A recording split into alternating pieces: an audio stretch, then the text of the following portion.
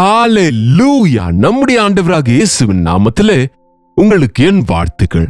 Good morning. சரி வாங்க, இயேசு ஆண்டவர் இந்த உலகத்திலே வாழ்ந்த காலத்திலே அவர் நமக்காக செய்திருக்கக்கூடிய அற்புதமான ரட்சிப்பின் காரியத்தை குறித்து நாம ஆராய்ந்து கொண்டிருக்கிறோம். 30 வயது வரை அவர் வெளியே அறியப்படாமல் இருந்தார். 30 வயதான போது அவர் வெளியரங்கமாய் வந்து ஞானஸ்நானம் பெற்று 40 இரவும் பகலும் சோதிக்கப்பட்டு ஒவ்வொரு சோதனையும் ஜெயித்து உபவாச ஜபத்தின் மூலம் சரீர இச்சையும் கண்களின் இச்சையும் ஜீவனத்தின் பெருமையும் ஜெயித்து கலிலேயா சமுத்திர கரையோரமாக ஊழியத்தை தொடங்கி, என்னை பின்பற்றி வாருங்கள், உங்களை மனிதர்களை பிடிக்கிறவர்கள் ஆக்குவேன் என்று ஒரு 12 பேரை தெரிந்து கொண்டு அநேக கிராமங்களுக்கு அவர் நடந்து திரிந்து தேவனுடைய ராஜ்யத்தின் காரியங்களை, பரலோக ராஜ்யத்தின் விஷயங்களை அறிவித்து வந்தார், போதித்தார், அடையாளங்களினாலே நிரூபித்தார், பரலோக வல்லமையினாலே பூமியிலே அற்புதங்களை செய்தார், சுகப்படுத்தினார், பேய்களால் பிடிக்கப்பட்டவர்களை விடுவித்தார். கடைசிக்கு மரித்து கல்லறையில் வைக்கப்பட்டு 4 நாளான லாசருவை கூட எழுப்பின போது அங்கே யூதருக்கு, பரிசேயருக்கும் வேதபாரகருக்கும் அவர் மீது மிகுந்த பொறாமை வந்து அவரை கொல்ல வேண்டும் என்று யோசித்தார்கள். தடைகள் வராமல் இருக்காது, ஆனால் யாராலது வருமோ அவர்களுக்கு ஐயோ என்பது போல் அப்படிப்பட்ட வேத வாக்கியங்களின் நிறைவேறுதல் நடந்தது. இதோ நேற்று ஞாயிற்றுக்கிழமை அன்று பாம் சண்டே என்றால் இயேசு ஆண்டவர் அவர் சிலுவைக்கு போவதற்கு முன்பு பெத்தானியாவின் கிராமத்துக்கு வந்து அங்கே தங்கியிருந்து ஒவ்வொரு நாளும் எருசலேமுக்கு சென்று, எருசலேமிலிருந்து பெத்தானியாவுக்கு ஒரு 3-4 கிலோமீட்டர் தூரம் இருக்கும்.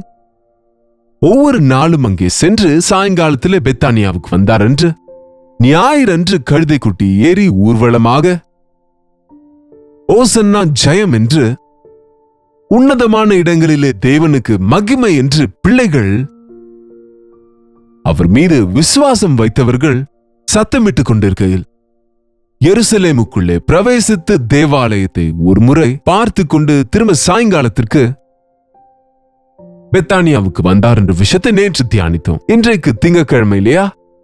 மறுநாள் என்ன நடந்ததோ தியானிக்க போகிறோம். ஒரு சிறிய ஜெபம். பரிசுத்தரே, உமக்கு நன்றி ஆண்டவரே,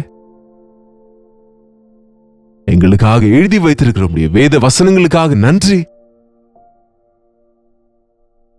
பரிசுத்த ஆவியின் ஏவுதலால் எழுதப்பட்ட வேத வசனங்கள் ஆண்டவரே, இன்றைக்கும் எங்களுக்கு இவைகள் எங்களுக்கு உந்துதலை உண்டாக்கவும் ஒரு புரிதலை உண்டாக்கவும் எங்களுடைய மனக்கண்கள் திறக்கப்படவும் உதவியாக இருப்பதற்காக உமக்கு நன்றி ஆண்டவரே. இன்னொரு முறையும் உம்முடைய சிலுவையை தியானிக்கையிலே, சிலுவை யாகத்திற்கு நீர் பட்ட பிரயாசத்தை நாங்கள் உணர்கையிலே இன்னும் அதிகமான உடைந்து நொறுங்கிய இருதயத்தோடு உமக்கு முன்பாக பணிந்து கொள்ள உதவி செய்யும்படி இயேசுவின் நாமத்திலே ஜெபிக்கிறோம் பிதாவே, ஆமென். மார்க்கு சுவிசேஷம் 11வது அதிகாரத்தில் இருக்கிறோம். 11ஆம் அதிகாரம் 11ஆம் வசனத்திலே அவர் எருசலேமுக்கு வந்து தேவாலயத்தில் பிரவேசித்து எல்லாவற்றையும் சுற்றி பார்த்து சாயங்காலமான போது 12 கூட அவர் பெத்தானியாவுக்கு போனார். 12ஆம் வசனம் முதல் பாகத்திலே, மறுநாளிலே அவர்கள் பெத்தானியாவிலிருந்து புறப்பட்டு வருகையில் அவருக்கு பசி உண்டாயிற்று. அப்போது இலைகள் உள்ள ஒரு அத்திமரத்தை தூரத்திலே கண்டு அதிலே ஏதாவது அகப்படுமோ என்று பார்க்க வந்தார். உபவாசம் இருக்கிறார் ஆண்டவர் என்பதற்கு அடையாளம், ஞாயிற்றுக்கிழமை அவர் ஆலயத்திலே சூழ்நிலைகளை கவனித்த போது அந்த இரவெல்லாம் அவர் உபவாசம் இருந்து ஜெபித்ததாக தேவனுடைய ஆலயத்தை குறித்த வைராக்கியம் அவரை பட்சித்துக் கொண்டு இருக்கையிலே, இன்னொரு முறை மறுநாளிலே, அதாவது திங்கட்கிழமை காலையிலேயே அவர் எழுந்து சீஷரோடு கூட எருசலேமுக்கு போய்க் கொண்டிருக்கையிலே அந்த வழியிலே அவர் ஒரு அத்திமரத்தை கண்டார். அவருக்கு பசி எடுத்தது. ஏசாண்டவர் நம்மை போல பசியா இருந்தார், நம்மை போல சோர்வடைந்தார், நம்மை போல கண்ணீர் சிந்தினார், நம்மை போல ஆச்சரியப்பட்டார், நம்மை போலவே கோபம், ஆனால் நம்முடைய கோபத்தை போல அல்ல, கோபப்பட்டார். அவர் சரீரத்திலே எல்லா விஷயத்திலும் நம்மை போலவே சோதிக்கப்பட்டார், ஆனால் பாவம் இல்லாதவரா இருந்தார். அந்த அத்திமரத்தில் ஏதாவது 2 கனி கிடைக்கும், அதை சாப்பிடலாம் என்று அந்த மரத்தின் கிட்டே சென்று பார்த்தால் அந்த மரத்தில் அநேக இலைகள் இருக்கிறது தவிர ஒரு கனி கூட இல்லை. பார்ப்பதற்கு அழகாக இருக்கிறது, நல்ல உயரமா வளர்ந்திருக்கிறது, ஆனால் ஒரு பழம் கூட அதில் இல்லை. தேவனுக்கு தேவையானது இலைகள் அல்ல, கனிகள். மனிதன் இலைகளாலே தன்னை தான் மறைத்துக் கொள்ள எதையோ சாதிக்க அவன் விரும்புகின்றான்.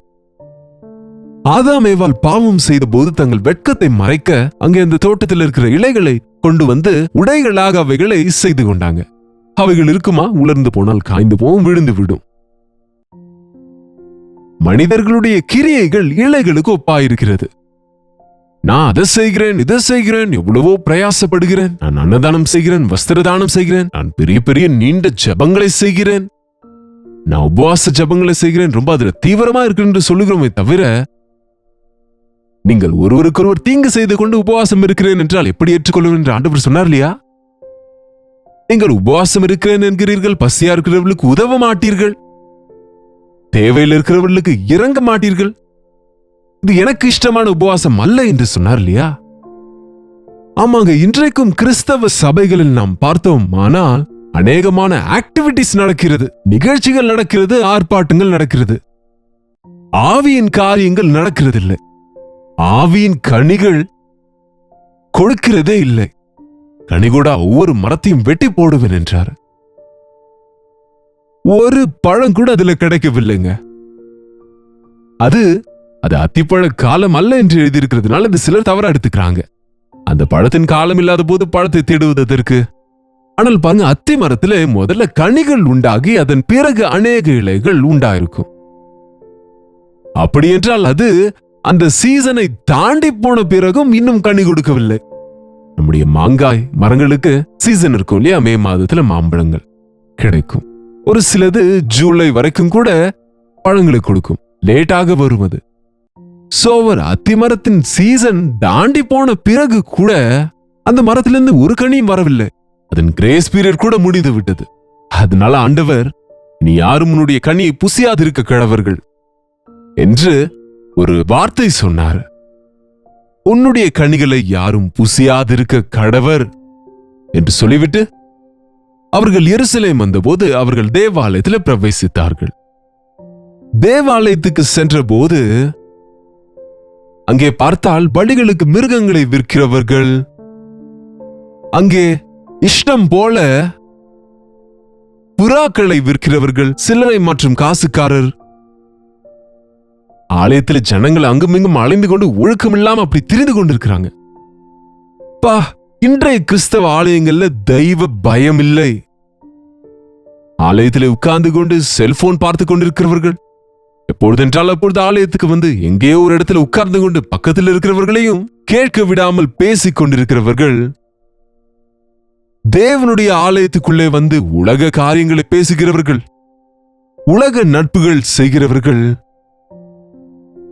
எவ்வளவு பயங்கரமான நிலைக்கு பின்வாங்கி போயிருக்கோ பாருங்க. தேவனுடைய ஆலயம் பரிசுத்தம்.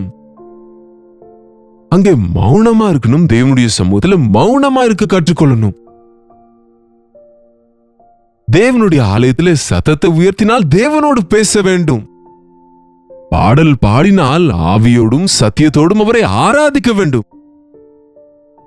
அவருடைய வார்த்தைக்காக காத்திருக்க வேண்டும்.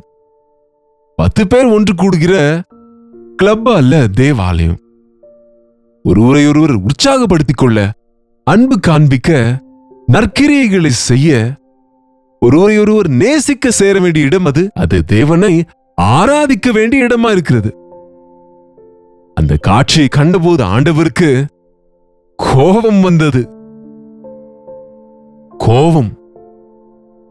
அவர் சொன்னார், என்னுடைய வீடு சகல ஜனங்களுக்கும் எல்லாருக்கும் ஜெப வீடு எனப்படும். நீங்களோ இதை கள்ளர் குகை ஆக்கினீர்கள் என்று அவர் அவர்களை துரத்திவிட்டு காசுக்காரருடைய அந்த பலகைகளை தள்ளிவிட்டு, என்னங்க, ஒரு முறை யோசித்து பாருங்க. You can imagine. கர்த்தர் ஆலயத்தில் நடக்கிற அந்த கொடுமைகளை பார்த்தபோது, இன்னொரு இடத்துல இதை நம்ம யோவானின் சுவிசேஷம் 2ஆம் அதிகாரத்துல பார்க்கிறோம். என்னுடைய பிதாவின் வீட்டை குறித்த பக்தி வைராக்கியம் என்னை அது பட்சிக்கிறது என்று சொன்னார். தேவனின் ஆலயத்தை கெடுத்தால் தேவனின் கோபம் வரும். ஜாக்கிரதை. தேவனுடைய பிரசன்னத்தை கெடுக்கிறவன் நஷ்டம் போவான். வியாபாரங்களை செய்து கொள்ள அல்ல, திருமணத்திற்கு மேட்சஸ் பார்ப்பதற்காக அல்ல, வாலிபர் கூட்டங்கள் என்று சொல்லி ஆண்களும் பெண்களும் கதை பேசுவதற்கான இடம் அல்ல, தவறான நட்புகள் செய்வதற்காக அல்ல. அது அந்த ஆலயத்திலே நடந்து கொண்டிருக்கிற அந்த அசுத்தமான வியாபார நிலைக்கு தரம் தாழ்ந்து போன சூழல்களை இன்றைக்கும் நாம கிறிஸ்தவ ஊழியங்களில் பார்த்து கொண்டிருக்கிறோம். ஆண்டவர் மட்டும் சாட்டை எடுத்துக் கொண்டு வந்தால் எத்தனை பேரை துரத்துவாரோ. தேவனுடைய ஆலயத்துக்கு செல்லும் போது உன்னுடைய நடத்தையை ஜாக்கிரதையாக பார்த்துக் கொண்டு தேவனுடைய வசனம் எச்சரிக்கிறது. என்னுடைய வீடு எல்லா ஜனங்களுக்கும் ஜெப வீடு எனப்படும். ஆலயத்துக்கு போகிறவர்கள் ஏன் போகிறோம் என்றால் ஜெபம் செய்வதற்கு போகிறோம். தேவனை நோக்கி விண்ணப்பம் செய்ய போகிறோம். பஞ்சம் வரும்போது, கஷ்டம் வரும்போது, தேசத்திலே வியாதிகள் வரும்போது, பஞ்சங்கள் பெருகும் போது, அக்கிரமங்கள் மிகுதியாகும் போது, உலகம் நாசமாகுதுங்க. தேசங்களிலே மாரல் வேல்யூஸ் அழிந்து கொண்டிருக்கிறது. நீதி நியாயங்கள் இல்லாமல் அரசாங்கங்கள் செயல்படுவதாக உலகம் முழுவதிலும் இன்றைக்கு நம்ம பார்க்கிறோம். இப்படிப்பட்ட நேரத்தில் என்னுடைய நாமம் தரிக்கப்பட்ட என் ஜனங்கள் தங்களை தாழ்த்தி ஜெபம் செய்து தங்கள் பொல்லாத வழிகளை விட்டு திரும்பினால் நான் அவர்கள் ஜெபத்தை கேட்டு அவர்கள் பாவங்களை மன்னித்து அவர்கள் தேசத்தை குணமாக்குவேன். அதற்காக ஆலயத்தை தந்தேன் என்றார். தேவனுடைய வீட்டிலே, தேவ ஆலயத்திலே நம்ம அஜாக்கிரதையாக இருக்கும்போது ஆசீர்வாதம் பெறாமல் இருப்பதல்ல, நாம் சாபத்துக்கு ஆளாவோம். ஒரே முறையாய் அவர்களை, அங்கிருந்தவர்களை துரத்திவிட்டு, நீங்கள் கள்ளர் குகை ஆக்கினீர்கள் இதை என்று அவர்களை துரத்தி அடித்து, அங்கிருக்கிற வேதபாரகர்கள் பரிசேயர்கள் பார்த்து பயந்து விட்டார்கள். அவருடைய போதனையை கண்டு ஆச்சரியப்பட்டார்கள். இதென்னடாப்பா, இவருக்கு இவ்வளவு அதிகாரம் எங்கிருந்து வந்தது? ஆம், அவர் பேசியது போல் யாரும் என்றைக்கும் பேசினது கிடையாது. அந்த திங்கட்கிழமையில ஆலயத்தை பரிசுத்தப்படுத்தி அந்த ஆலயத்தில் இருக்கின்ற நிகழ்வுகளை சீர்படுத்தி சாயங்காலம் ஆனபோது அவர் நகரத்தில் இருந்து புறப்பட்டு போனார். அவ்வளவுதான். திரும்ப அங்கிருந்து நேராக புறப்பட்டு சாயங்கால வேளையிலே அவர் திரும்ப பெத்தானியாவுக்கு வந்து விட்டார். அந்த ஒவ்வொரு நாளிலும் அவர் செய்த காரியங்களை பாருங்க. முதல் நாளிலே அவர் ஊர்வலமாக வந்தார். 2வது நாள் அவர் தேவாலயத்திலே இருக்கிற காரியங்களை சரி செய்தார். காலையிலே அவர்கள் அவ்வழியாக போகும்போது, அப்படி என்றால் சாயங்காலம் திரும்பி போனாங்க. திங்கட்கிழமை சாயங்காலம், காலை என்றால் செவ்வாய்க்கிழமை காலையில திரும்ப பெத்தானியாவில் இருந்து எருசலேமுக்கு அதே வழியில அவர்கள் போகையிலே அந்த அத்திமரம் வேரோடு பட்டு போயிருக்கிறதை கண்டார்கள். உன் கனியை யாரும் புசியாதிருக்க கடவர்கள் என்று சொன்னார். பார்த்தீங்களா? அந்த மரம் அந்த 2வது நாளிலே காலைக்குள்ளே பட்டு போயிற்று, காய்ந்து போனது. ஆண்டவர் எப்பொழுதும் யாரையுமே சபிக்கவில்லை. ஆனால் அவருடைய சாபத்துக்கு ஆளாகிறவர்கள், கனியற்றவர்கள் எப்படி இருப்பார்கள் என்பதற்கு எடுத்துக்காட்டாக அந்த மரத்தின் மீது அந்த சாபம் வந்ததாக, அந்த மரம் பட்டு போனதாக நாம் இங்கே வாசிக்கிறோம். அந்த மறுநாளில் செவ்வாய்க்கிழமை நடந்த காரியங்களை நம்ம நாளைக்கு பார்ப்போம். கண்களை மூடுவோம். ஒரு சிறிய ஜெபம். பரிசுத்தரே, அன்புள்ள தகப்பனே, எங்களுடைய இருதயங்களை தேவனுடைய ஆலயமாக கொடுத்திருக்கிறீரே. யாராவது தேவனுடைய ஆலயத்தை கெடுத்தால் நான் அவர்களை கெடுப்பேன் என்று சொன்னீர். நீங்களே தேவனுடைய ஆலயமா இருக்கிறீர்கள், தேவனுடைய ஆலயம் பரிசுத்தம் என்றீர். எங்களுடைய இருதயங்களை தேவ ஆலயமாக பரிசுத்தமாய் காத்துக் கொள்வதற்கு, நாங்கள் சென்று ஆராதிக்கிற முடிய ஆலயங்களிலே உடைய சமூகத்தை உணருவதற்கு தெய்வீக பயத்தோடு, நன்றியோடு, துதியோடு, விசுவாச ஜெபத்தோடு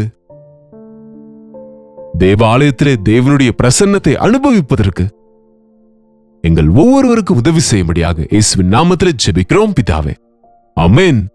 நம்முடைய பிதாவாகிய தேவனுடைய அன்பும் குமாரனாகிய இயேசு கிறிஸ்துவின் கிருபையும் பரிசுத்த ஆவியானவருடைய அந்யோன்யமும் ஐக்கியமும் கூடி வந்திருக்கிற நம் அனைவருக்கும் எப்பொழுதும் சதா காலமும் துணையாயிருப்பதாக, ஆமென். தேவனுக்கு ஸ்தோத்திரம். உங்களுடைய ஜெப விண்ணப்பங்களை பாருங்கள் எங்களுக்கு நீங்க தெரியப்படுத்துவதற்கு 8939801234 ஒரு டெக்ஸ்ட் அல்லது வாய்ஸ் மெசேஜ் மூலம் நீங்க வாட்ஸ்அப் பண்ணுங்க. உங்களுக்காக நாங்க ஜெபிக்கின்றோம். நீங்களும் ஜெபிங்க, தேவன் நிச்சயமாக பதில் கொடுப்பார். கர்த்தருக்கு சித்தமா இருந்த இந்த 7 நாட்கள் மார்க்கு சுவிசேஷத்தில் இருக்கிற மற்ற பாகங்களை வரிசையாக பார்க்க போகிறோம். ஒரு சில விஷயங்களை நம்ம மற்ற சுவிசேஷங்களிலும் சென்று தியானிப்போம். ஏசாண்டவருடைய சிலுவை அதிகமா தியானிங்க. அவருடைய பலியை அவர் கற்றுக் கொடுத்த கடைசி 7 நாட்களிலும் கற்றுக் கொடுத்த ஒவ்வொரு பாடத்தையும் நாம கற்றுக்கொள்ளுவோம். நம்முடைய தவறுகளை திருத்துவோம். தேவன் விரும்புகிற நிலையில வாழ்ந்து ஆசீர்வதிக்கப்படுவோம். கர்த்தருக்கு சித்தமானால் நாளைக்கு இதே நேரத்தில் அனுதின தியான நிகழ்ச்சியில் மீண்டும் உங்களை சந்திக்கிறேன். அதுவரை கர்த்தருடைய கிருபை உங்களுக்கு துணையாக இருப்பதாக. ஹalleluya. மும்பை மற்றும் மும்பை சுற்றி இருக்கிற உங்களுக்கு ஒரு நற்செய்தி.